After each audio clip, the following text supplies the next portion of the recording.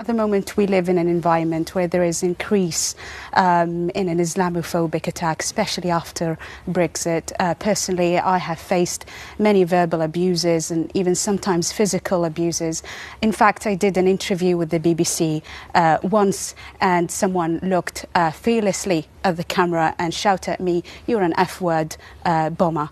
This is what happens in the front of the camera. You can imagine what could happen behind it. Yeah. And for me, it's quite difficult to take. It's really painful because I'm actually not a bomber, I'm not a terrorist, I'm a molecular geneticist working in the lab trying to improve the life quality of cancer patients. This is who I am. Yet there's a person in the street has the guts, has the courage to call me, "You're an F-word bomber." So can we, the other sort of fundamental thing is why? Why do you wear it?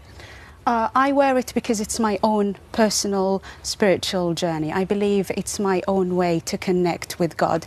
It doesn't mean that I am undermining women who chose not to wear it, or they wear the headscarf, or they don't wear it at all. It is just my own personal journey. It's an act of worship. I believe that I will be rewarded if I can wear it, but also it has become part of my identity as well as my faith, and also a symbol of resistance to all these stereotype and negative perception about Muslim women. What we hear a lot of the time is that Muslim women is isolated, is uneducated, is failing to integrate, but the truth is that they haven't really spoken to women like me. Because Muslim women who chose to wear it are actually minority within a minority. So a lot of people did not have the chance to interact with veiled women. And then they have this negative perception and negative highlights in the media about Muslims in general. And then they see me in the street and they abuse me and other women. Dr.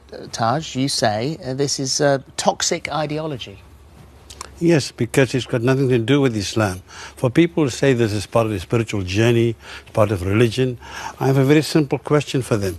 Where in this book, in the Quran, does it actually say so? Nowhere. In fact, nowhere. And the word, in fact, burqa or niqab is not even mentioned in the Quran.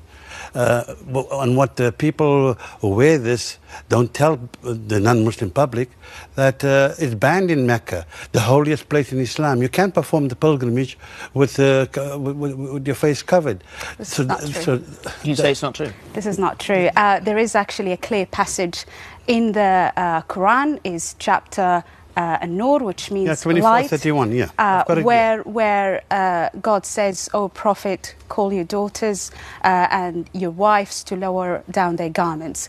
The thing is, this passage has different interpretation. You can interpret it. Yes. He interprets it in that way, and I respect it. And this is my own interpretation. But can I just say, in Britain, isn't something that makes us great and brilliant and wonderful that we have choice and we have freedom to express ourselves, to wear what we want, no, I mean, and we have that choice. Should we ever be told, regardless of whether it's something to do with religion or whatever it's to do with, should we ever be told, "Oh, you can or can't"? This idea that somehow facial concealment is required in Islam is a nonsense, number one. Number two, it is not conducive to social cohesion. In Europe, there are countries that have gone further down the line here, that have banned the full face. In France, many claim that it's made France's social divide worse. In Belgium, women claim it's an attack on religious freedom. In Bulgaria, it's seen as part of a disturbing trend of intolerance and xenophobia. In the Netherlands, women feel that they are like prisoners in their own home.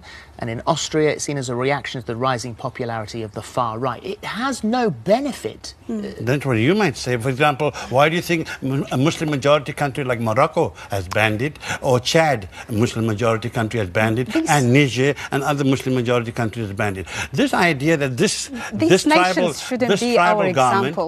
tribal garment somehow is representative of Islam. How is this thing symbolic of Islam? How?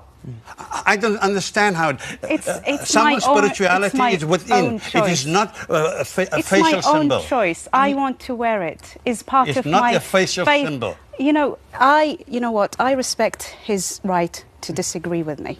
You know, he's got his own interpretation, and I respect that. But I find it difficult that a political party comes and superimpose their views and ban it. And not only that, trying to fine me for wearing and exercising my right to express my faith and identity.